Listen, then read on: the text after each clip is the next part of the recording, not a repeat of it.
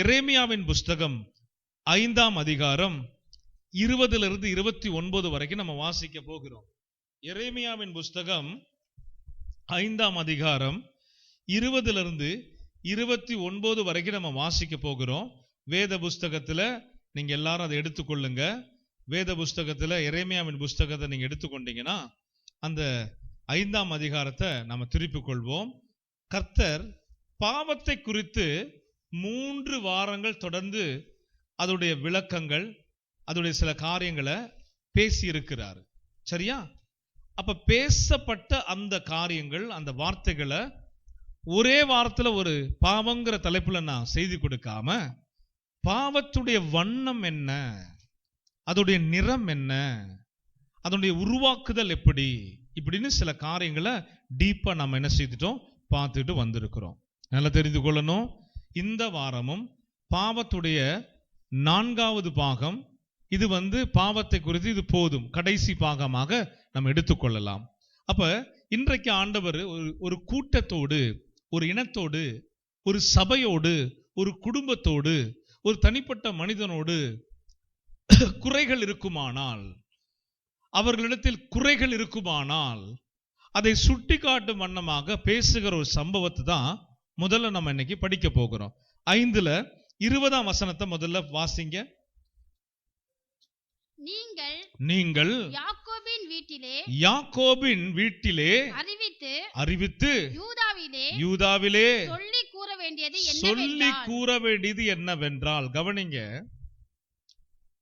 ஒரு மனிதனை தான் அந்த கூட்டத்துக்காக தெரிந்து கொண்டார். நியாயப்பிரமாணத்தை கொடுக்க கடவுள் பிரியமா இருந்து யாரை தெரிந்து கொண்டாரு? முதல் மோசேயை தெரிந்து கொண்டாரு. அதுக்கு முதல்ல யாரை தெரிந்து கொண்டாரு? ஆபிரகாமை தெரிந்து கொண்டார். அங்கதான் மூல உபதேசத்தை நம்ம பேசும்போது அங்கிருந்து ஆரம்பிக்கணும். ஒரு கூட்டத்திற்கு முதல்ல தேவன் தெரிந்து கொண்ட முதல் பாத்திரம் யாரு? ஆபிரகாம். ஆபிரகாமுடைய பிள்ளைகள் ஈசாக்கு, ஈசாக்கு பெற்ற பிள்ளைகள் யாக்கோபு, ஏசா. இந்த சரித்திரத்தை நம்ம பழைய ஏற்பாட நிறைய காலம் நம்ம படிச்சுட்டு வந்தோம். 2023 எல்லாம் பழைய ஏற்பாட ஃபுல்லா நம்ம என்ன பண்ணோம், முக்கியமான சம்பவங்களை மெடிடேட் பண்ணியிருக்கிறோம். அப்ப இந்த இனத்திற்கு, இந்த கூட்டத்திற்கு முதல் தகப்பன் யாரு? ஆபிரகாம். ஆபிரகாமை கொண்டு ஒரு பெருங்கூட்டத்தை உருவாக்கி எகிப்தில் இருக்கும்போது அடுத்ததாக தேவன் தெரிந்து கொண்ட ஒரு நல்ல பாத்திரம் யாரு? மோசே.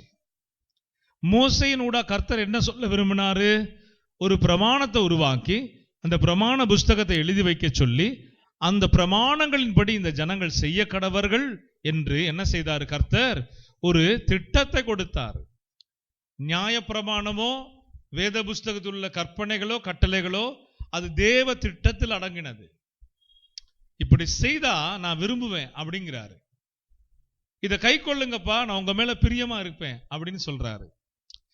இதன்படி நீங்க நடந்தீங்கன்னா நான் உங்களை சந்திக்க வருவேன், ஆசீர்வதிப்பேன், உங்க களஞ்சியங்களை பெருக செய்வேன். நீங்க ஏன் வருத்தப்படுறீங்க, ஏன் பாரம் சுமக்குறீங்க, என்கிட்டயே வந்துருங்கப்பா. தகப்பன் சொல்றாரு பிள்ளைகளை பார்த்து, என்கிட்டயே நீங்க வந்துருங்க. உங்களுக்கு என்ன களஞ்சியம் இல்லையா? நான் விளைய செய்கிறேன், நான் உங்களுக்கு அதை விளைய செய்யறேன்ப்பா. நெல்ல நீ விதைக்கும் போது மழையை நான் பொழிய செய்கிறேன். வசனம் சொல்லுது, ஏற்ற காலத்தில் மழையை பொழிய செய்கிற தேவன். அப்ப நம்ம என்ன செய்யணும்? அவருடைய உபதேசங்களை நூல் பிடிச்சது போல, பழைய ஏற்பாடும் சரி புதிய ஏற்பாடும் சரி, நூல் பிடிச்சது போல நம்ம அதுல பயணிக்கிறவர்களாய் காணப்பட வேண்டும். ஆமென் சொல்லுங்க. அல்லேலூயா. இப்ப யாக்கோபின் வீட்டாருக்கு சொல்லணும்னு சொன்னா, இப்ப நான் என்ன கேட்கிறேன், யாக்கோபுக்கு மட்டும்தான் பேசுவாரா? யாக்கோபின் தேவனுடைய சந்ததி, தாவீதின் வம்சத்துல ஆண்டவருடைய வருகை இருந்தது. இப்ப யாக்கோபுடைய சந்ததியில தான் இயேசு பிறக்கிறாரு, யூத குலத்துல பிறக்கிறாரு. ஆபிரகாமுக்கு வாக்கு தத்தம் பண்ணப்பட்டது அப்படியே நிறைவேறும்படி என்ன செய்து நடக்குது. இயேசு பார்க்கிறாரு, அவரு யூதேயாவில ஊழியம் செய்து ஜனங்களை ரட்சிக்கலாமா, சமாரியா பட்டணங்களை ரட்சிக்கலாமான்னு பார்த்தா இவங்களே கடவுளுடைய பிள்ளைகளை என்ன செய்யறாங்க? இவரை நிராகரிக்கிறாங்க, இயேசுவை வேணான்னு சொல்றாங்க. இயேசு பார்க்கிறாரு, உலகம் முழுவதையும் சுற்றி பார்க்கிறாரு. இந்த சத்தியம் இவங்களுக்கு மாத்திரம் அல்ல, இனி எங்கெல்லாம் போகட்டும், உலகத்தின் கடையாந்தரம் வரைக்கும் போகட்டும். இன்னைக்கு அதனால தான் நம்ம கிருபைகளை பெற்றோம். இயேசுவை உலகம் முழுவதும் சகல ஜாதிகள் அறிவதற்கு காரணமே இந்த யூத ஜனங்களும் 12 கோத்திரமும் இயேசுவை ஏற்றுக்கொள்ளல. அவரை கொலை செய்ய திட்டமிட்டாங்க, அவரை சிலுவையில ஏத்த முயற்சி பண்ணாங்க. கடவுள் பார்த்தாரு, உங்களுக்காகவா நான் இவரை அனுப்பினேன், அவரையே நீங்க வேணும்னு சொல்றீங்களா? சரி பரவாயில்ல, நீங்க அறியாத முகமறியாத இனம், நீங்க இதுவரைக்கும் பார்க்காத ஜாதி பாஷைக்காரர்களுக்கெல்லாம் நான் அனுப்புறேன், இந்த இனத்தை நான் பெருகச் செய்கிறேன், இயேசுவுடைய இரத்தத்தை அவர்கள் பாவங்கள் கழுவ நான் ஒப்பு கொடுக்கிறேன்னு சொல்லிதான் பிதா சிலுவையில் இயேசுவை மரணத்திற்கு ஏதுவாக ஒப்பு கொடுத்த போது அதே நற்செய்தி, அதே சத்தியம், அதே கடவுள் உலகம் முழுவதும் பெருக தொடங்கினார். ஆமீன் சொல்லுவோமே. அதனாலதான் சொல்லுவேன், இயேசுடைய மரணம் சாதாரண வேலையே கிடையாது. கடவுள் தன்னை சிலுவையில் ஒப்பு கொடுக்க வேண்டிய அவசியமே இல்லை. அவர் சாத்தான ஒரு வார்த்தையில அழிச்சிட்டு அந்த கூட்டத்தை அப்படியே ரட்சித்துட்டு சந்தோஷமா வாங்க பரலோகத்துக்கு உங்களை நான் கொண்டு போகிறேன்னு இஸ்ரவேல் ஜனங்களுக்கு மாத்திரம் ஏதாவது செஞ்சுட்டு போயிருக்கலாமே. அப்ப நம்மெல்லாம் கைவிடப்பட்டிருப்போம், நம்முடைய இனமெல்லாம் அழிந்து போயிருக்கும், நம்முடைய முன்னோர்கள்லாம் கிறிஸ்தவர்களாக வராதவர்கள்லாம் அதே பாவத்துல மூழ்கி இருப்பாங்க. அப்ப இரக்கமுள்ள தேவன், ஹல்லேலூயா சொல்லுங்க. இப்ப இயேசுவின் வாயிலாக பிதாவை ஆராதிக்கிற எல்லாரும் யாக்கோபின் வீட்டார். கவனிக்கணும், இது பழைய ஏற்பாட்டுல இது யாக்கோபுடைய சந்ததிக்கு சொன்னது. ஆமா, உண்மைதான். இது பழைய ஏற்பாட்டுல யூதர்களுக்கும் 12 கோத்திரத்திற்கும் சொல்லப்பட்டது. கரெக்ட் தான். அப்ப இயேசுவின் வாயிலா பிதா நமக்கு இயேசுவின் வாயிலா பிதாவாகிய தேவன் நமக்கு கிடைக்கப்படுறாருன்னா நல்லா கவனிக்கணும், இயேசு கிறிஸ்துவின் உபதேசங்கள் ஊடாகவும் இந்த பழைய ஏற்பாட்டில் உள்ள ஆலோசனைகளும் நமக்கு சொந்தமாகும். ஆமென். சில ஆள் இருக்குது பாருங்க, இந்த கிளி ஜோசியக்காரன் பார்க்கலாம் தோத்து போயிடுவான். கிளி ஜோசியம் பார்க்கிறாள்லாம், அதுலயும் இந்த ஏசாயா என்ற ஒரு புஸ்தகம் இருக்கிறது, அடாடாடா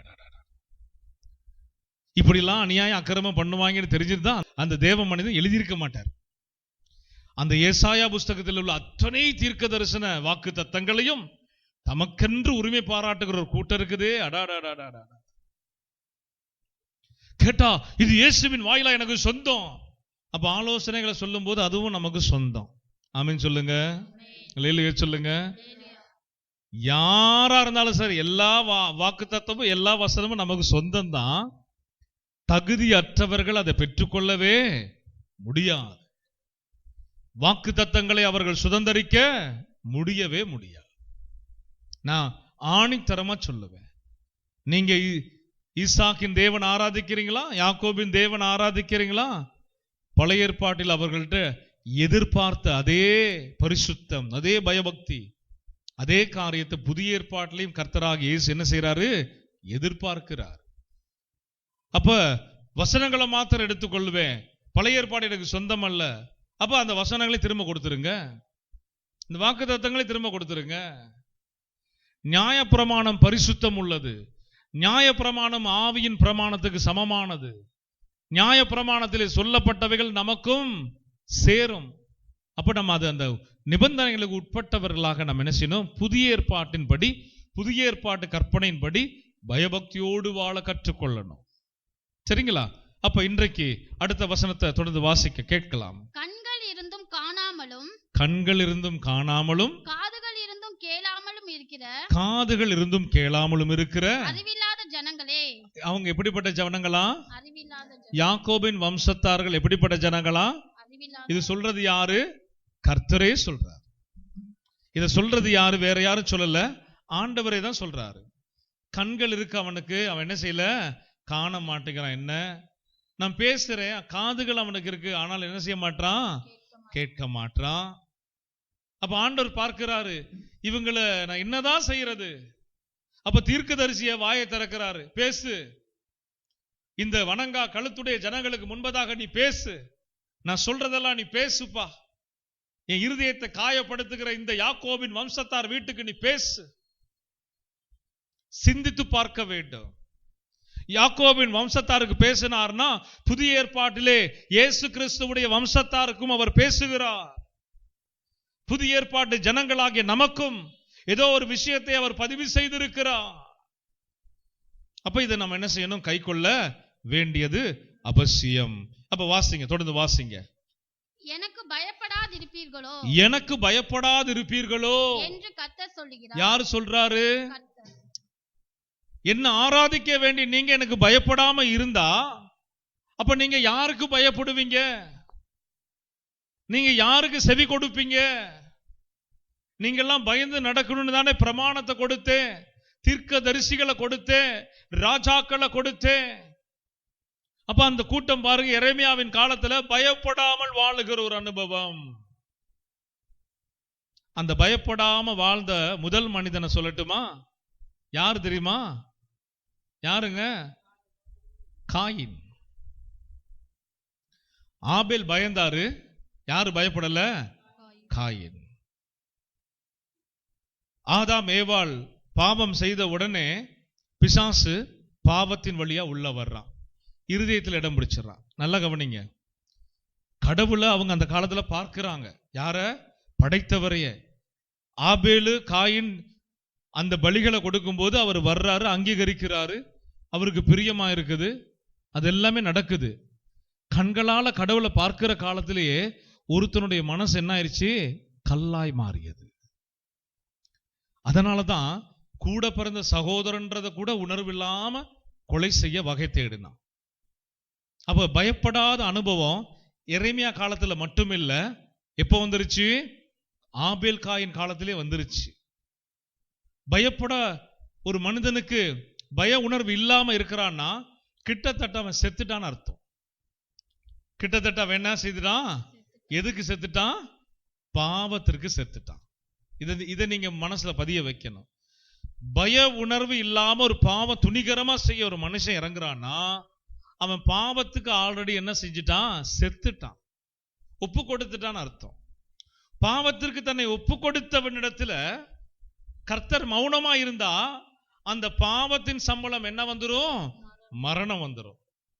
இப்ப பாவத்துக்கு செத்தவன் உறக்க நிலையில் இருக்கிறான். இப்ப கர்த்தர் எரேமியா விட்டு தட்டி எழுப்புறார், எழும்ப சொல்ல அவனை. பாவத்தின் நிலையில் உள்ள ஜனங்களை ஆண்டவர் இன்னைக்கு சபையை ஆண்டவர் பார்த்து சொல்லுகிறார், எழும்பு, நீ எவ்வளவு காலம் உறக்கத்துல இருப்ப? எவ்வளவு காலம் நீ அமைதியா மௌனமா இருப்ப? எவ்வளவு காலம் அந்த பொல்லாத பேய்களுக்கு நீ தீனி போடுவ? நீ எழும்பு, நீ விழிப்புணர்வாட, உன் பாவத்தை விட்டு நீ வெளியே வா அப்படின்னு தீர்க்கதரிசிகளுடைய வாய்களை திறந்து கர்த்தர் அன்றைக்கு பேசினதுதான் பதிவு செய்யப்பட்டிருக்குது. இப்ப இன்றைக்கு சபை இருக்குது, சபைகளை நூற்றுக்கணக்கான ஜனங்கள் இருக்கிறாங்க, சபைகள் ஆயிரங்கள் இருக்கு, லட்சங்கள் இருக்கு, உலகம் முழுவதும் இருக்குது. இப்ப கர்த்தர் பேசணும். எப்படி பேசுவார்? உறங்குகிற உன்னோடு எப்படி பேசுவார்? வசனங்களூடாக, தேவன் தெரிந்து கொண்ட பாத்திரங்களின் ஊடாக ஜனங்களோடு அவர் பேசுவார். ஜனங்களோடு அவர் பேசும்போது என்ன செய்யனா சீர்திருத்தம் பண்ண விரும்புகிறார். ஒன்னும் அவர் முதல்ல எடுத்த எடுப்புல அடிக்கல, எடுத்த எடுப்புலயே பாவத்தின் சம்பளத்தை கொடுக்க மாட்டார். அவர் என்ன செய்ய விரும்புகிறார்? எடுத்த எடுப்புல முதல்ல விழிப்புணர்வு அடையட்டும், தட்டி எழுப்புறார். இன்னைக்கு இந்த பாவத்துடைய கடைசி பாவம் நம்ம வெவ்வேறு சப்ஜெக்டை பார்க்க வேண்டிய சூழ்நிலையில் இருக்கிறதுனால இந்த பாவத்தை குறித்து நீங்க உணர்வடைங்க. நான் பாவி அப்படின்னு இயேசுவை விட்டு ஓடிடாதீங்க. முதல்ல தயவு செய்து கவனமா கேளுங்க. இயேசுவை விட்டு பின்வாங்கி போயிடாதீங்க, இயேசுவை விட்டு வழி விலகி போயிடாதீங்க. நீங்க பாவத்துல இருந்தாலும் கர்த்தர் உங்களை மறுபடியும் தட்டி எழுப்பி சுத்தப்படுத்தி உங்களை தன்னுடைய வீட்டுல, தன்னுடைய ஆலயத்துல வைக்க விரும்புகிறார். அப்போ ஒருவேளை நீங்க உபதேசங்களை கேட்டு உணர்வு அடையணுங்கிறதுக்காக தான் ஆழமா நம்ம என்ன செய்யறோம்னா வேதத்தை கவனித்து பார்க்கிறோம். இல்லைன்னா மேலோட்டமான செய்திகள் போதும். இயேசு விடுவிக்கிறார் ஊழியம் இருக்குது, இயேசு அழைக்கிறார் ஊழியம் இருக்குது, இன்னும் அன்பை குறித்து பேசுகிற அன்பரின் ஊழியம், இது போல நிறைய ஊழியங்கள் இருக்குது. அது யாருக்கு அப்படின்னா முதற்கட்ட கிறிஸ்துவை அறிகிற ஜனங்களுக்கு தான். இயேசுவை ஏற்றுக்கொள்ளாம வாழுகிறவங்களுக்கு, வியாதியோடு வேதனையோடு வாழுகிறவங்களுக்கு அழைப்பு கொடுக்கப்படும். அங்க நிறைய அன்பு இருக்கும், அங்க இயேசுடைய அன்பை பார்க்கலாம். அந்த தேவ மனிதர்கள் முதல் கட்டமா இயேசுவை அறியாத மனிதர்களுக்கு போதனை செய்து சுவிசேஷத்தை அறிவித்து என்ன செய்வாங்க? ஆலயத்திற்குள்ள கொண்டு வந்துருவாங்க. ஆலயத்திற்குள் கொண்டு வரப்பட்டவங்க அந்த மயக்கத்தில் இருக்கக்கூடாது, அன்பின் மயக்கத்தில் இருக்கக்கூடாது. அது உங்களை ஆறுதல் படுத்தவும், உங்களை தேற்றவும், பலப்படுத்தவும் தன்னுடைய அன்பை ஊற்றிருப்பார். அப்படியே அப்ப அடுத்த கட்டம் என்ன செய்யணும் சொன்ன, நம்ம ஆண்டவருடைய ஆழங்களுக்குள் அடியெடுத்து வைக்கும் போது கர்த்தர் இப்படிதான் பேசுவார். நீ உறங்குகிறியா, தூங்குகிறியா, நீ கர்த்தருக்கு பிரியமா இல்லாம வாழுகிறியா, தட்டி எழுப்புவார். சபை உருவாக்கப்படுகிற இடம். சபையில நீங்க வருகிற ஜனங்கள் எப்ப இயேசு அன்பாவே என்கிட்ட இருக்கணும் இல்ல, உங்களை சீர்திருத்தம் பண்ணுகிறவரா வாத்தியாரா வருவார். இல்லையே சொல்லுங்களேன். வாத்தியார் கையில என்ன இருக்குங்க? பிரம்பு இருக்கும், குச்சி இருக்கும். தட்டுனா தானே அறிவு வரும். நான் படிக்கிற காலத்துல சென்ட் ஜோசப்ஸ்ல, Trichy saint Joseph's higher secondary ஸ்கூல்ல நான் படிச்சேன். நான் பயப்படுகிற ஒரு வாத்தியார் இருக்கிறாரு. அவர் 2 வருஷம் எங்களுக்கு ஹேண்டில் பண்ணியிருக்கிறாரு. 8th 9th நான் அவர்கிட்ட தான் படித்தேன். சயின்ஸுக்கு ஒரு அடைக்கலம் சொல்லி மறக்கவே மாட்டேன் அவரை. மனுஷன் ரொம்ப ஜாலியாக கிளாஸ் எடுப்பார், ரொம்ப இன்வால்வ் ஆகும், நம்ம கவனிக்க தோணும். சிலர் பேசுனா தூக்கம் வரும், சிலர் பேசுனா விழிப்புணர்வோடு கவனிக்க தோணும். நான்லாம் ஜெபம் பண்ணி ஆண்டவர்கிட்ட கேட்டு பெற்றுக்கிட்டேன். நான் போதனை பண்ணும் போது ஆண்டவரை யாரும் அயர்ந்த நித்திரைக்குள் போய்விடக்கூடாது ஆண்டவரே. நான் தம் கட்டிங்க பேசுறது அவங்களுக்கு ஏதாவது ஒரு விதத்துல பயனுள்ளதா இருக்கணும். அப்ப பிரசங்கங்கள்லாம் பார்த்தீங்கன்னா 45 1 மணி நேரம் நான் கர்த்தருடைய வார்த்தைகளை கொடுத்தா கவனம் செலுத்தணும், கேட்டு தெரிஞ்சுக்கணுங்கிறவங்களுக்கு அந்த அந்த கவனம் செதறாதபடி கர்த்தர் நடத்துவார், ரொம்ப அழகா நடத்துவார். அதே போல அந்த வாத்தியார் பார்த்தீங்கன்னா அவர் வந்துட்டா கலகலன்னு சிரிச்சுட்டு தான் வருவார். உள்ள வரும்போது சிரித்த முகத்தோடு வருவார். ஆனா அவருடைய வகுப்புல சேட்டை பண்ணியோ கவனிக்கலன்னு வச்சுக்கோங்களேன், அவர் கொடுக்கிற ஹோம்ஒர்க்கை பண்ணலன்னு வச்சுக்கோங்களேன், சிரிச்ச முகம்தான், சிரிச்சுக்கிட்டே அடிப்பாரு பாருங்க. முடிஞ்சு செம்மையா அடிப்பாரு. பிரம்பு வச்சு அடிச்சா பழுக்கும் எங்களுக்கெல்லாம். பின்னால முன்னால கையில வச்சு சாத்தி எடுத்துருவாரு. சிரிச்சுக்கிட்டே அடிப்பாரு. அந்த சிரிச்சுக்கிட்டே அவர் அடி வாங்க கூடாதுன்னு கிளாஸையும் கவனிப்போம், அந்த வாத்தியார்கிட்ட அடி வாங்க கூடாதுன்னு சொல்லி நாங்க கவனமா இருப்போம். இப்ப நீங்க யோசிச்சு பாருங்க, ஹோம்ஒர்க் கொடுத்து செய்யலைன்னா ஏதோ அசதியா இருந்திருக்கும், சரிங்களா? அவருடைய வகுப்பு அறையில ஏதாவது சேட்டை பண்ணினாதான் அங்கிருந்து குச்சி வந்து தானா வரும். பாத்துங்க, திரும்பி பேசிக்கிட்டு இருக்கோன்னு வச்சுங்களேன், குசு குசுன்னு கவனிச்சிருவாரு. அங்க பாடம் நடக்கிற மாதிரி இருக்கும், பரம்ப டக்குன்னு விட்டுருவாரு. அது கரெக்டா வந்து எவன் பேசுற அவன் தலையில இல்ல நல்ல வயிறுல நல்ல பொத்துன்னு வந்து விழுகும். உடனே அந்த பெரம்பு எடுத்துட்டு வேற போகணும், அங்க அவர் வீசின பெரம்பு எடுத்துட்டு போகணும் பாருங்க. போன ஜோருக்கு 2 விழுவும், அதையும் வாங்கிட்டு பேசாம வந்து உட்கார்ந்துருப்போம். அப்ப இதெல்லாம் எதுக்குன்னு சொன்னா, ஒரு நன்னடத்தை, ஒரு ஒழுக்கம், ஒரு பயபக்தி. இஸ்ரவேல் ஜனங்களுக்கு தன்னுடைய தீர்க்கதரிசிகளை பிரம்பாக வைத்திருந்தார். ஏசாயா தீர்க்கதரிசி, எரேமியா தீர்க்கதரிசி, தானியேல் தீர்க்கதரிசி, சாமுவேல் தீர்க்கதரிசி அவ்வப்போது கூப்பிட்டு வச்சு வசனத்தின் ஊடாக, வார்த்தையின் ஊடாக கலட்டி எடுப்பார். பட்டுன்னு போட்டுருவார். தப்பு செய்து கொஞ்ச நாள் பொறுமையா இருப்பாரு. சவுல் குடும்பத்தாரோ அல்லது ஏலியின் குடும்பமோ பிரம்போட தான் இருப்பாரு. ஏலியே தீர்க்கதரிசி, ஏலிக்கு ஒரு தீர்க்கதரிசி உருவாக்கி சின்ன பையனை வச்சு வாயை திறப்பாரு. உன் பிள்ளைங்க 2 பேரையும் நான் என்ன பண்றேன் பாரு, முடிஞ்சு. பிரம்பு. இன்னைக்கு என்ன ஒரு கட்டுக்கதை இருக்குன்னு சொன்னா, இயேசுவை நீங்க அன்பாவே பாருங்க. இயேசு ரொம்ப ரொம்ப இரக்கம் உள்ளவர், இல்லைன்னு சொல்லவே முடியாது. அதே நேரம் அவர் எரிச்சல் உள்ள தேவன். அல்லேலூயா சொல்லுங்க. குமாரன் கோபம் கொள்ளாமலும் வழியிலே நீங்கள் அழியாமல் இருக்க அவர் என்ன செய்யணுமா? ஆராதனை செய்யுங்க, துதிங்க, அவருடைய ஆலயத்துல பங்குல இருங்க, கம்யூனியன் பெறுங்க, 4 பேருக்கு அந்த குமாரனை குறித்து பேசுங்க. இதுதான் அவரை முத்தம் செய்வதற்கு அடையாளம். புரியுதுங்களா? தேவனுடைய வார்த்தையில வளருகிறவங்க கடவுள் எப்படிப்பட்டவர்னு அவருடைய ஒரு 4 முகங்களை நம்ம தெரிஞ்சு வச்சிருக்கணும். அன்பின் முகம், அதே நேரத்தில் அவருடைய கோப முகம், எரிச்சல் உள்ள தேவன் தெரிஞ்சிருக்கணும். அதுவும் தெரிஞ்சிருக்கணும் இல்ல உங்களுக்கு. இன்னொரு புறம் நீதி உள்ள நியாயாதிபதி, இன்னொரு புறம் அவர் பரிசுத்தம் உள்ள தேவன். அல்லேலூயா, அல்லேலூயா, அல்லேலூயா. இவைகளை தெரிந்து கொண்டாலே போதும். நாமளும் நம்மளை யாருன்னு அறிந்து, ஐயோ அந்த தெய்வத்திற்கு முன்பதாக நான் நிக்க பாத்திரவானா நிக்கணும்னு உங்களை நீங்க என்ன செய்ய முடியும்? ஆயத்தப்படுத்த முடியும். அப்ப வசனத்தை வாசிங்க தொடர்ந்து. அலைகள் மோதி அடித்தாலும் அடித்தாலும் அலைகள் மோதி அடித்தாலும் மேற்கொள்ளாத படிக்கும் பாருங்க, அலைகள் மேற்கொள்ளாத படிக்கு அவைகள் இறைந்தாலும் கடவாத படிக்கும் கடவாத படிக்கும் கடக்கக்கூடாத நித்திய பிரமாணமாக சமுத்திரத்தின் நித்திய பிரமாணம். என்ன பிரமாணம் அது? சமுத்திரத்துக்கு அவர் ஒரு கட்டளை வச்சிருக்கிறாரு. நீ எல்லைய கடக்க கூடாது, நீ சுனாமி அலையா சீறி பாய கூடாது, நான் சொல்லுகிற வரைக்கும். அவர் கட்டளையிட்டாதான் அது செய்யும் அது வேலைய. சமுத்திரத்துக்கும் அதன் ஆழங்களையும் அறிந்தவர், கட்டளை கொடுக்கிறவர். அவைகளெல்லாம் பூமியில இந்த அளவுக்கு இருக்கணும்னு எல்லையை வகுத்தவர் அவர்தான்.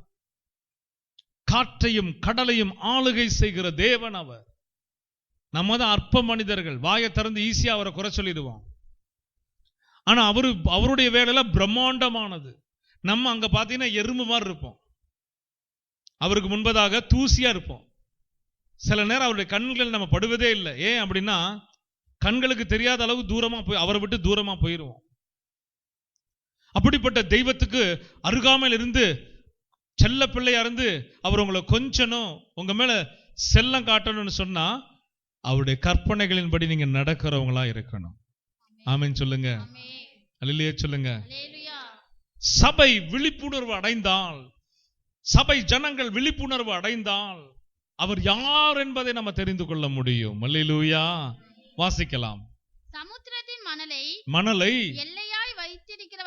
எல்லையாய் வைத்திருக்கிறவராகிய எனக்கு முன்பாக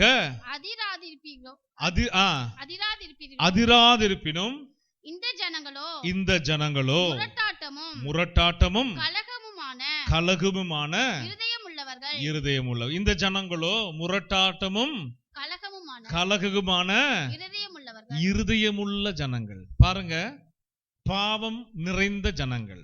இவங்க வெளியாளுங்களா? பெலிஸ்தியர்களா இவங்க, அல்லது லெபனானியர்களா, அல்லது எகிப்தியர்களா? இவர்கள் இஸ்ரவேலர்கள், தேவனுடைய ஆலயத்திற்கு உட்பட்டவர்கள், கர்த்தரை ஆராதிக்கிற தேவன் பிரியமுள்ள ஜனங்கள், தேவ பிரியர்கள். இவர்களுக்குள்ள இப்ப யாரு கலந்திருக்கிறா? எப்படிப்பட்ட மனிதர்கள்? மறுபடியும் அதை வாசிங்க, கடைசி வசனத்தை. இந்த ஜனங்களோ முரட்டாட்டமும் கலகமுமான. இவங்க இருதயம் பாருங்க, ரெண்டு விஷயத்துல கேடுள்ளதா இருக்குது. முரட்டாட்டம் ஒரு புறம், அடுத்தது என்னவாங்க? கலகம் நிறைந்த ஜனங்க. இவங்க மோசேவை நடத்திட்டு வர்ற காலத்திலே நீங்க உங்களுக்கு தெரிஞ்சிருக்கும் அவங்க எப்படி நடந்துக்கிட்டாங்கன்னு.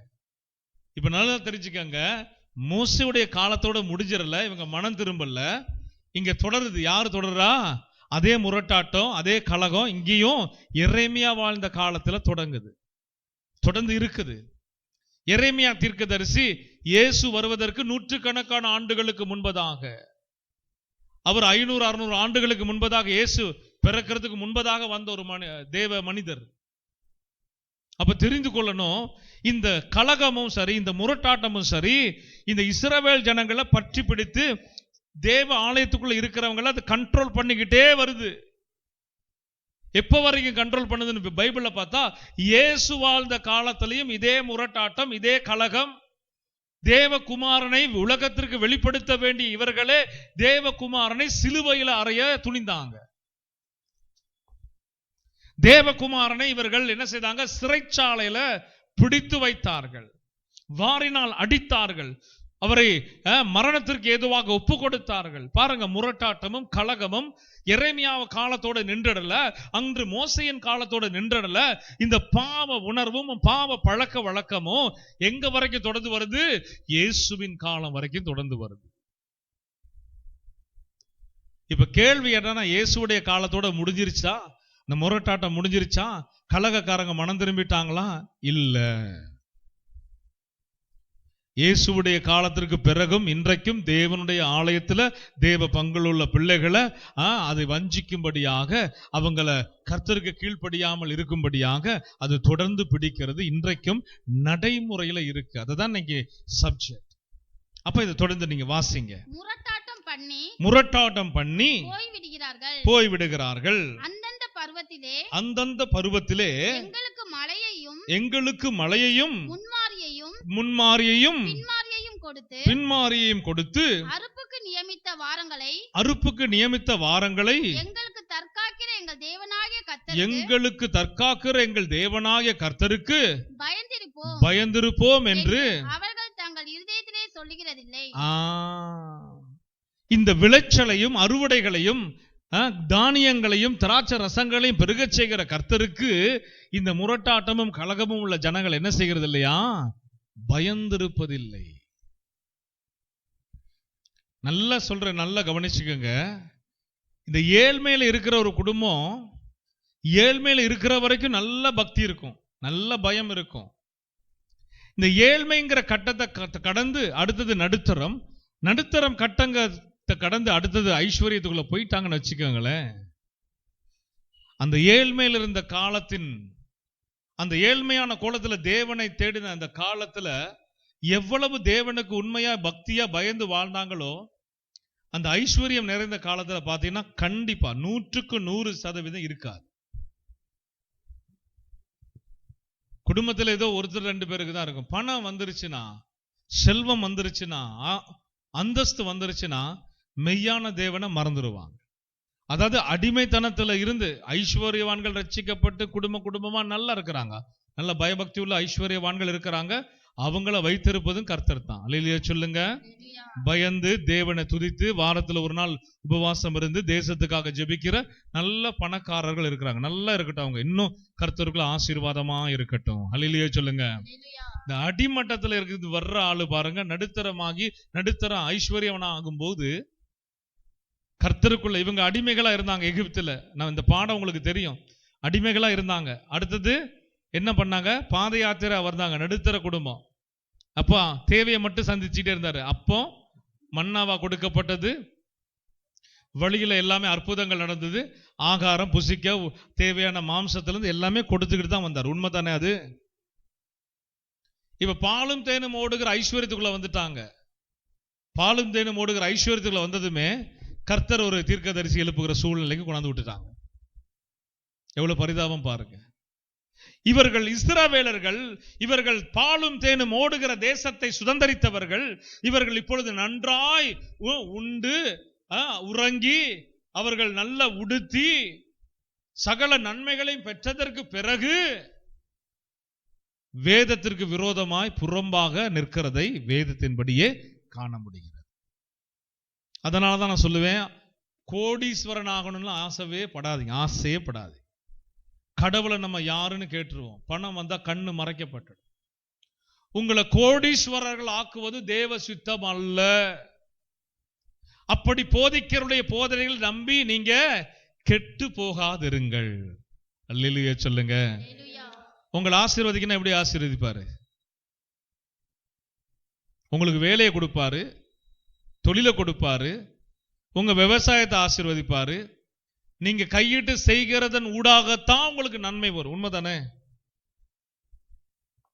நீங்க நெற்றி வேர்வை சிந்தாம ஏதோ இலவசமா லகுவா அப்படி வருதுன்னு நீங்க நினைச்சு கற்பனையில வாழ்ந்து கலகமுள்ள செய்திகளை கேட்டு, கலகக்காரருடைய செய்திகளை கேட்டு ஒருவேளை நீங்க வஞ்சிக்கப்பட்டு போவீங்கன்னா, நான் இயேசுடைய அன்பின் நாமத்தை கொண்டு சொல்லுகிறேன், உங்களை போல பரிதாபமா நிற்கிறவங்க வேற யாருமே இருக்க முடியாது. கர்த்தராகிய இயேசு உங்க தொழிலை ஆசீர்வதிப்பார், தொழில வருமானத்தை பெருகச் செய்வார். கர்த்தராகிய இயேசு உங்க வேலையை ஆசீர்வார், நல்ல வேலை அமைப்புல உட்கார வைப்பார். நல்ல வருமானம் குறைவில்லாம நிறைவு உங்க தேவை சந்திக்கப்படுகிற அளவுக்கு கொடுப்பார். புரிஞ்சுக்கணும். ஊரையே வளைச்சி போடுகிற அளவுக்கு அவர் கொடுக்கறதுக்கு அவருக்கு விருப்பம் இல்லை. அல்லேலூயா சொல்லுங்களே. கொடுக்க மாட்டாரு, அது தெரியும். நீங்க பாவத்துல போய் விழுந்துருவீங்கன்னு அவர் தெரியும். அல்லேலூயா சொல்லுங்களே. இந்த ஆசீர்வாத செய்திகள் என்ன பண்ணிடுச்சுன்னா ஜனங்களுடைய கண்களை கட்டி வச்சிருச்சு. அநேக வாக்கு தத்தங்களை அள்ளி விட்டு தீர்க்க தரிசனமா கர்த்தரே பேசுற இவனா சொல்லி ஜனங்களை நீங்க அப்படியாக்கு இப்படியாக்கு தெரியாதா, நீங்க சுதந்திரிப்பீங்க, ஆமேன்னு சொல்லுங்க அப்படின்லாம் என்ன பண்றாங்க. இப்ப ஒரு கூட்டம் எழும்பி ரொம்ப கொடுமையாக நல்லா கவனிக்கணும். கர்த்தரை விட்டு தூரமா போற செய்யற ஒரு பிரசங்கம் வந்து தேவனிடத்திலிருந்து வந்ததல்ல, அது பிசாசினிடத்திலிருந்து தோன்றினவைகள். அப்ப கர்த்தருடைய ஜனங்கள் வழி விலக வாய்ப்பு இருக்கா? இருக்கு. ஐஸ்வர்யம் பெருகினாலோ, உன் களஞ்சியங்கள் ஆலயத்துல, உன் ஆலைகள்ல நன்மைகள் பெருகினாலோ, நீ ஐஸ்வர்யத்தின் மிதப்புல என்ன செய்வ? கர்த்தரை தூஷிப்ப, இல்ல கர்த்தரை விட்டு தூரமா ஓடிடுவ. அப்ப என்ன செய்வார்னா, அவரு உங்களுக்கு எதை கொடுத்தா நீங்க கர்த்தரை விட்டு வழி விலகாம இருப்பீங்களோ அதை கொடுப்பாரு. அல்லேலூயா.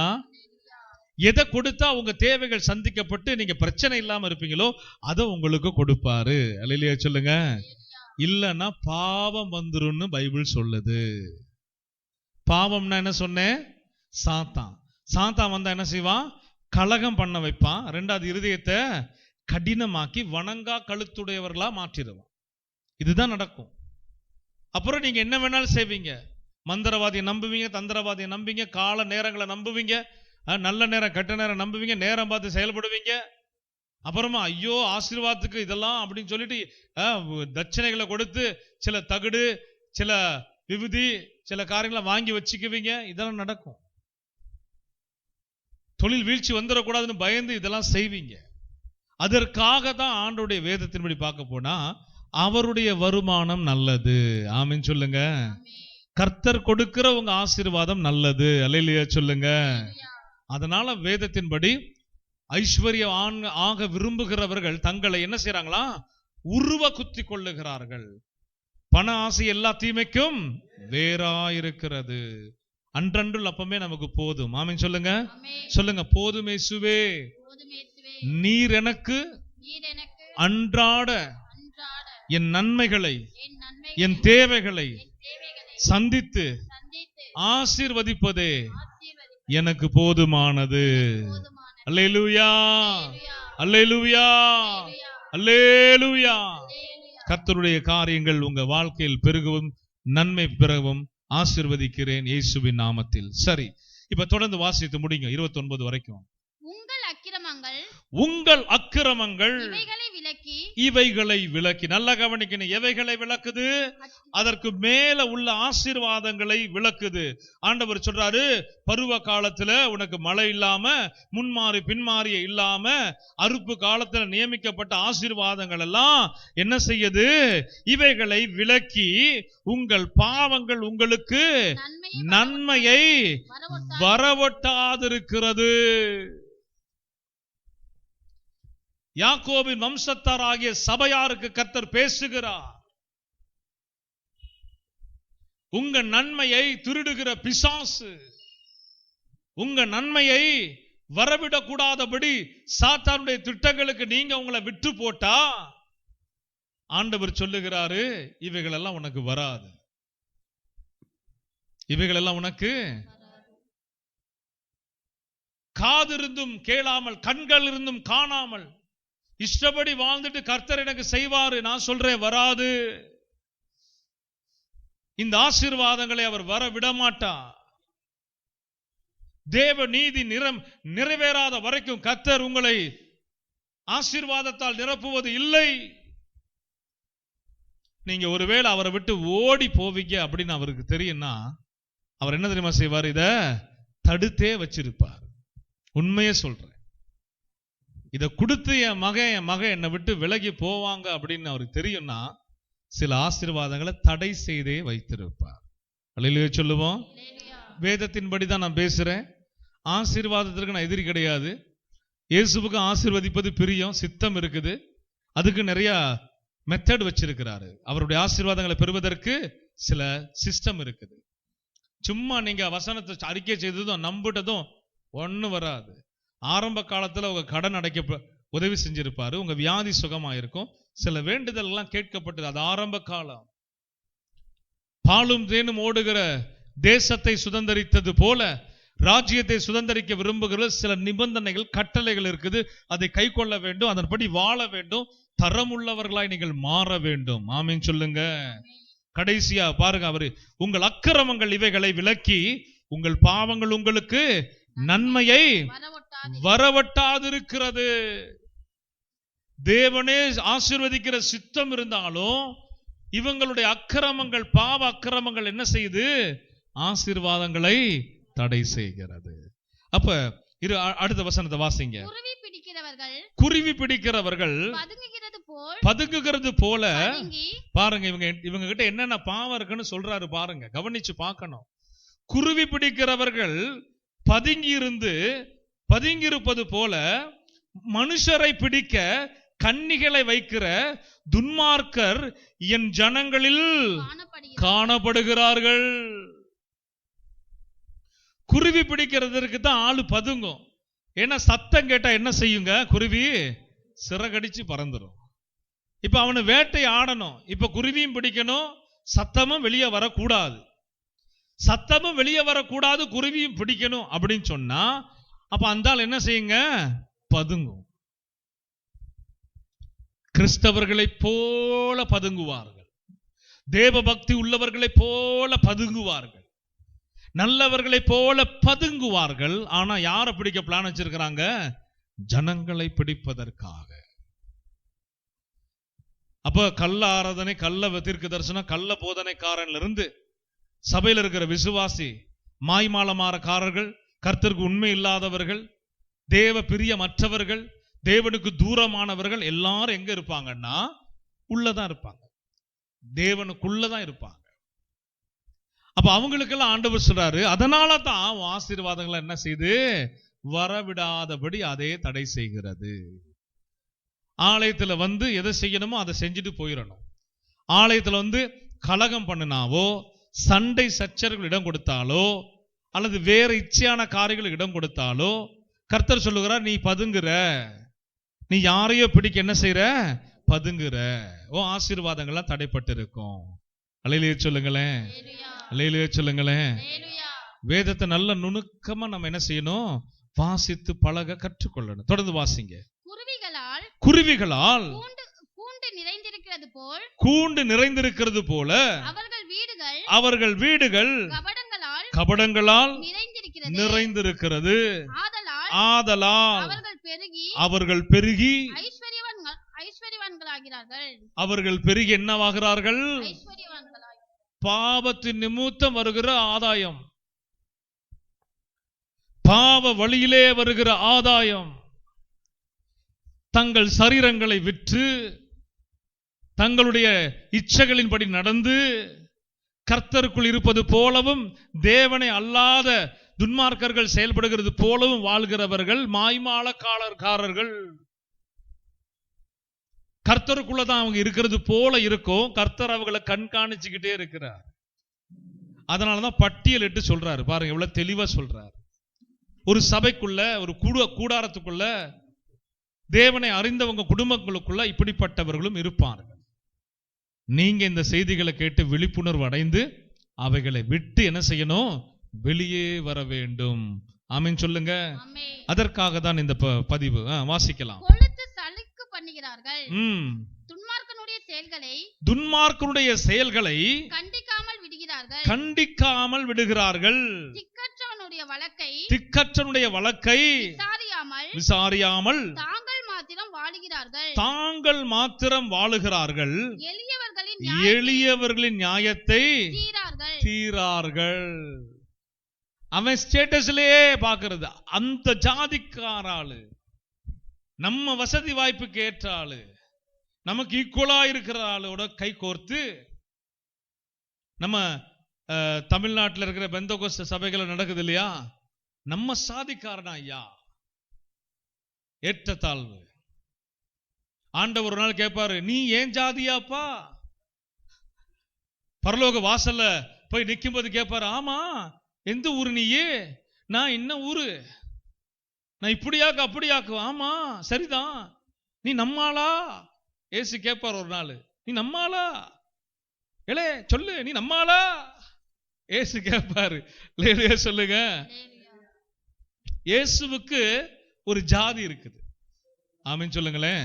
அது ஒரே ஜாதி தான், அது பரிசுத்த ஜாதி. கரங்களை தட்டி கர்த்தரை மகிமைப்படுத்துங்க. ஆமென், ஆமென், அல்லேலூயா, அல்லேலூயா.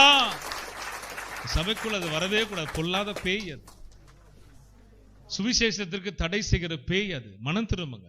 நீங்க கேட்டுக்கொண்டிருக்கிறது யாரா வேணாலும் இருக்கலாம், மனம் திரும்புங்க.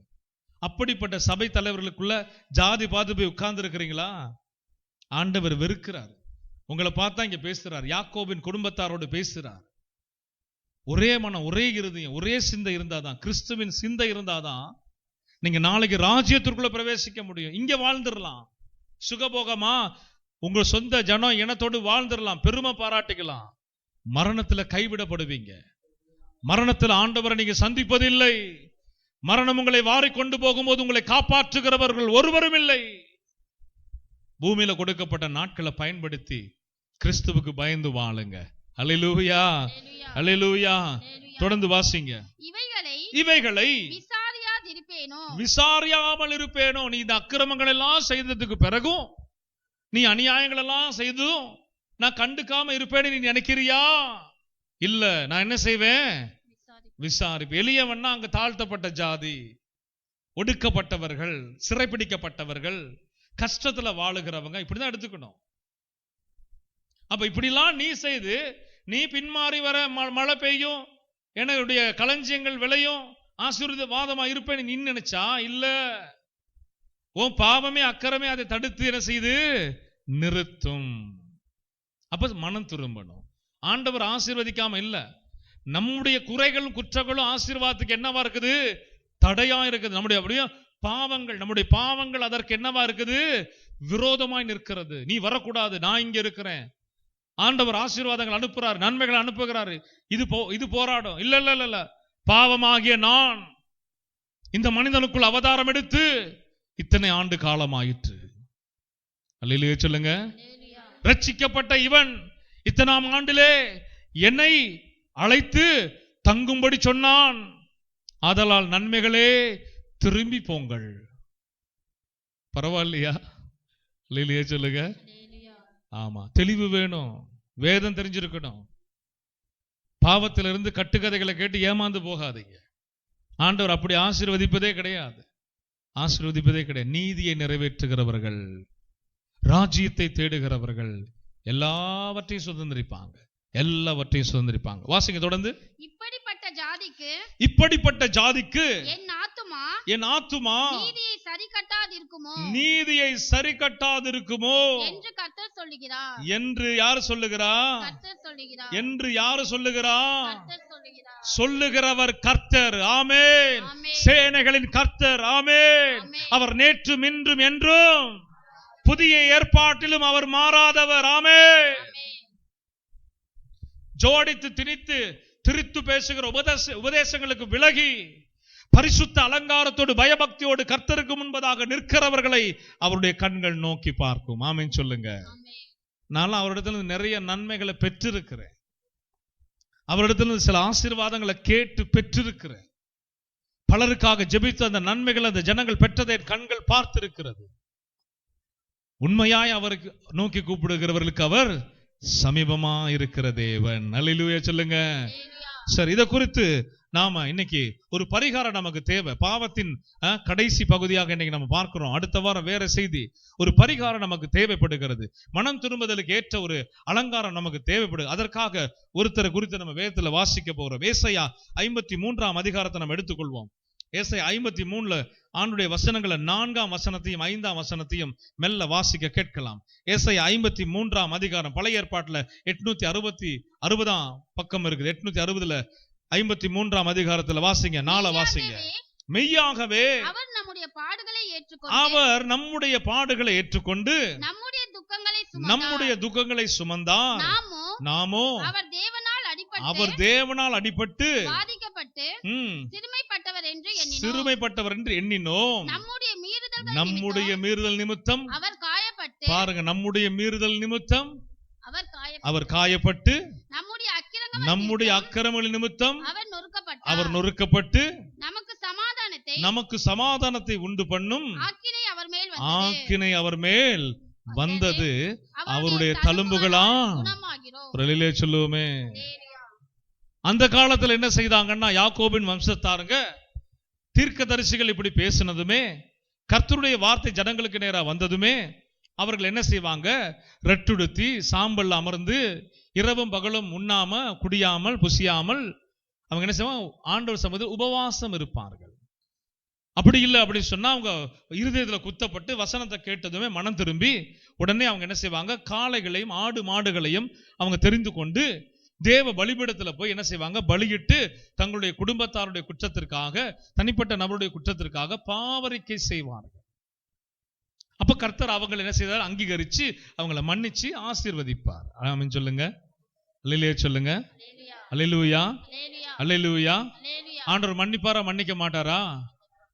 புதிய ஏற்பாட்டில் ஆண்டவராக இயேசு நமக்காக செய்தவைகள் தான் ஏசாயா தீர்க்கதரிசி வாழ்ந்த காலத்திலும் எழுதி வைக்கப்பட்டது.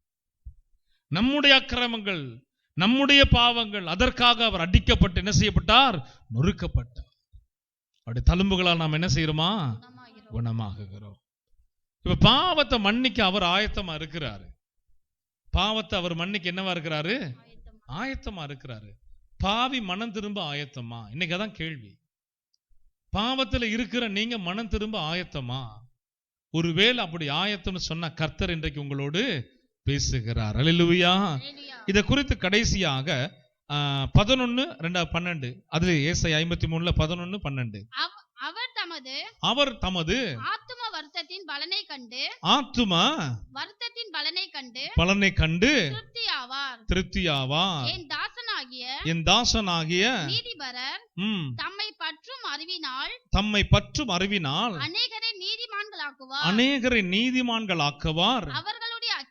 அவருடைய அக்கிரமங்களை தாமே சுமந்து கொள்வார். ஆமென் சொல்லுவோமா? இயேசுவை அறிவதற்கு முதல்ல அக்கிரம பாவம் இருந்தா அதை அறிக்கை செய்துட்டு வந்துடணும். சரி, தெரியாம ஆர்வ கோளாறுல ஏதோ பாவம் அக்கிரமம் செஞ்சிட்டேன், மறுபடியும் என்ன செய்யணும், அதே இயேசு கிட்ட வந்து வாய் திறந்து பாவ அறிக்கை செய்து அவர் என்ன செய்யறாரு, அங்க நமக்காக அவர்களுடைய அக்கிரமங்களை தாமே சுமந்து கொள்வார். அவர்கிட்ட ஒப்பு கொடுத்துட்டு மனம் திரும்பிடணும். ஆமென் சொல்லுவோமா? அல்லேலூயா. 12 வாசிங்க. அவர் தம்முடைய ஆத்துமாவை மரணத்தில் ஊற்றி அக்கிரமக்காரரில் ஒருவராக எண்ணப்பட்டு அநேகருடைய பாவத்தை தாமே சுமந்து அக்கிரமக்காரருக்காக வேண்டிக் கொண்டது நிமித்தம் அநேகரை அவருக்கு பங்காக கொடுப்பேன். பலவான்களை அவர் தமக்கு கொள்ளையாக பங்கிட்டுக் கொள்வார். அல்லேலூயா சொல்லுங்க. பலவான்கள், ஊறிப்பு கிடக்கிற பாவத்துல ஊறிப்பு கிடக்கிற பலவான்கள், அவங்களையே கர்த்தர் என்ன செய்வாராம், தமக்கென்று பங்கிட்டு கொள்வாராம். இதுதான் கர்த்தருடைய வேதம். நம்ம கவனிக்கணும். பாவத்துல இருக்கிறேன்னு விட்டுட்டு ஓடிடக்கூடாது. பாவம் உங்களை சூழ்ந்திருக்கிறதுனால என்ன செய்திடக்கூடாது, நான் பாவின்னு சொல்லி நிக்க கூடாது. இப்ப நீங்க அதுல இருந்து மீண்டு வருவதற்கு இயேசு என்ன செய்திருக்கிறாரு, தம்மை ஒப்பு கொடுத்திருக்கிறாரு. அப்ப அவருடைய பாதத்துல வந்து என்ன செய்யணும், பாவரிக்கை செய்து பாவ மன்னிப்பு கேட்டு அவருடைய இரக்கத்தை பெற நீங்க முன் வருவீங்கன்னா ஆண்டவர் என்ன செய்யற, ஏற்றுக்கொள்ள உங்க சுமைகளை அவர் சுமந்து கொள்ள, பாவ சுமைய அவர் சுமந்து கொள்ள என்ன செய்யறார், அவரு நமக்காக புதிய ஏற்பாட்டு காலத்துல கிருபையின் காலத்துல ஆயத்தமா இருக்கிறார். அல்லேலூயா. கடைசியாக அப்போஸ்தலர் 22 அதிகாரம் 12-16 வரைக்கும் வாசித்து முடிக்க போகிறோம். அப்பொழுது வேத பிரமாணத்தின்படியே பக்தி உள்ளவனும் அங்கே குடியிருக்கிற யூதராலும் நல்லவன் என்று சாட்சி பெற்றவனுமாகிய அனனியா என்ற ஒருவன் என்னிடத்தில் வந்து நின்று சகோதரனாகிய சவுலே பார்வை அடைவாயாக என்றான். அந்த நேரமே பவுல் ஸ்டேட்மென்ட் கொடுக்கிறார், நான் பார்வை அடைந்து அவனை ஏறிட்டு பார்த்தேன். ஒரு ஆமென் சொல்லுங்க. துன்மார்க்கமாய் வாழ்ந்த, அக்கிரமம் செய்து வாழ்ந்த சவுல் என்கிற பவுல் மனம் திரும்பின கட்டத்தை நல்லா கூர்ந்து பார்க்கணும். அதுவரைக்கும் கிறிஸ்தவர்களை ஒடுக்கி கொலை செய்து பல விதத்துல சபைக்கு துன்பத்தை கொடுத்த மனிதனை கர்த்தர் சந்திக்க விரும்புகிறாரு. சந்திக்க விரும்பின உடனே அவனுடைய பார்வை குன்றி போகுது, பார்வை இல்லாதவனாய் சுற்றி திரிகிறான். கர்த்தர் அதற்காக அனனியா என்கிற நற்சாட்சி பெற்ற ஒரு மனிதனை, தேவ மனிதனை அந்த சவுல் என்கிற மனிதனுக்கு முன்பதாக அனுப்பி நீ பார்வை அடைவாயாக என்றான். அந்நேரமே தான் பார்வை அடைந்து அவனை ஏறிட்டு பார்த்தான். அடுத்தது 14.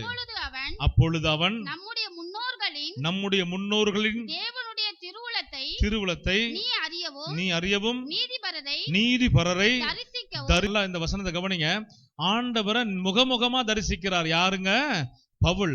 அது ஆண்டவர் முகமுகமா தரிசிக்கிறதற்கு அனனியாவை கொண்டு வந்து சொல்லுகிறாரு பவுல் கிட்ட.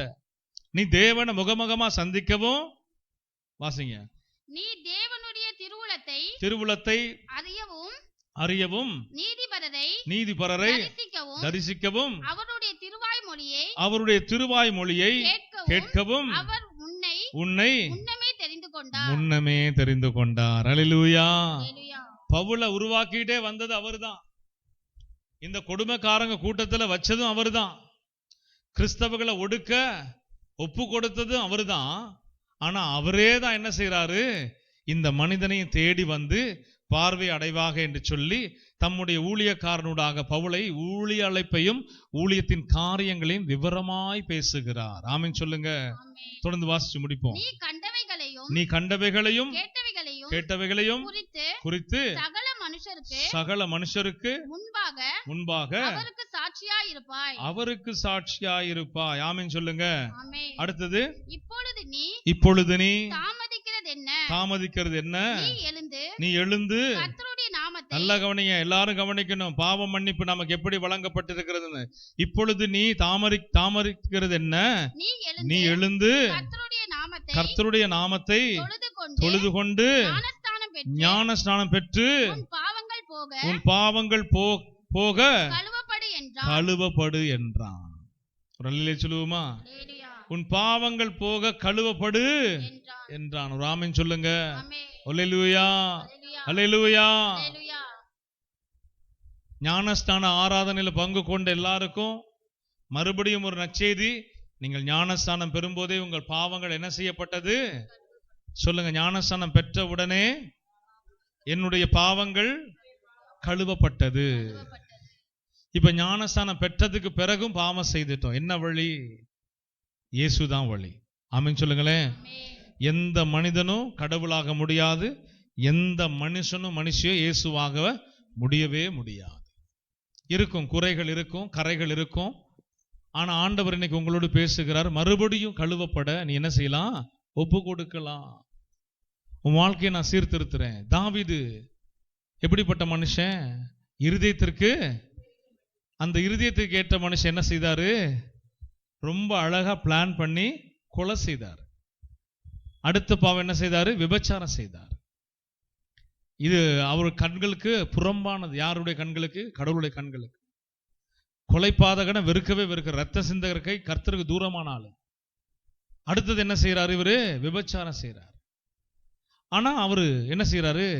உடைக்கப்பட்டு நொறுக்கப்பட்டு கண் கலங்கி கதறி அழுது கடவுளை நோக்கி கூப்பிட்டு பாவ மன்னிப்பு பெறும்போது அதே தாவீது தான், அதே ராஜா தான், அதே அந்த பொல்லாத காரியங்கள் நடப்பித்த தாவீது என்கிற மனுஷனை 40 ஆண்டு காலம் ராஜாவாக தம்முடைய சிங்காசனத்திலே அமர வைத்து அழகு பார்த்த கர்த்தர். அல்லேலூயா சொல்லுங்க. முடியுமா? முடியாதா? மனம் திரும்பி தன் பாவங்களை அறிக்கை செய்து விட்டு விடுகிறவனோ இரக்கம் பெறுவான். எதை நீங்க இரக்கம் பெற, எதை நீங்க விட்டு கொடுத்தீங்களோ, எதை நீங்க தேவனுக்கென்று விடுகிறீங்களோ, அந்த இடத்துல, அந்த பகுதியில கர்த்தர் உங்களை சாட்சியாக நிறுத்துவார். ஆமென் சொல்லுங்க. பாவத்தை குறித்து கேள்விப்பட்டு ஓடிடாதீங்க. பாவத்தை குறித்து கண்டித்துணர்த்தும் போது நீங்க மனதை கடினப்படுத்தாதீங்க. அதெல்லாம் போனா போகட்டும் ஒரு பக்கம். ஆனா உங்களை நிறைவாக்குகிற தேவன் ஒருவர் உண்டு. ஆமென் சொல்லுங்க. எல்லாரும் எழுந்து நிற்கலாமா? ஒப்பு கொடுப்போமா? தேவ சமூகத்தில் அப்படியே நம்ம கண்களை மூடி இறுதி ஜெபம் செய்து நம்ம ஜெபித்து முடிக்க போகிறோம். அப்படியே இயேசுவுடைய சமூகத்தில் உங்க அலசி ஆராய்ந்து பாருங்க, அலசி ஆராய்ந்து பாருங்க. எல்லாரும் கேளுங்க, வாய் திறந்து கேளுங்க. ஆண்டவருடைய சமூகத்தில் குற்றங்களை குறைகளை அறிக்கை செய்து கேளுங்க. பாவ மன்னிப்பு நீங்க ரட்சிக்கப்பட்ட போது பெற்றாயிற்று. இப்பொழுது ரட்சிக்கப்பட்டதன் பிறகு என்ன பாவம் செய்றீங்க?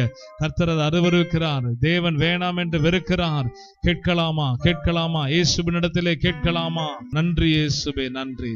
ஜெபிங்க, வாய் திறந்து ஜெபம் பண்ணுங்க, கேளுங்க, கர்த்தரிடத்துல கேளுங்க, பாவரிக்கைகளை செய்யுங்க. ஆண்டவரே என் குறைகளை குற்றங்களை நீக்குங்கன்னு சொல்லுங்க. அறியாமை விட்டு வெளியே வர எனக்கு உதவி செய்யுங்கன்னு சொல்லுங்க. ஆமென், ஆமென், ஆமென், ஆமென். அல்லேலூயா.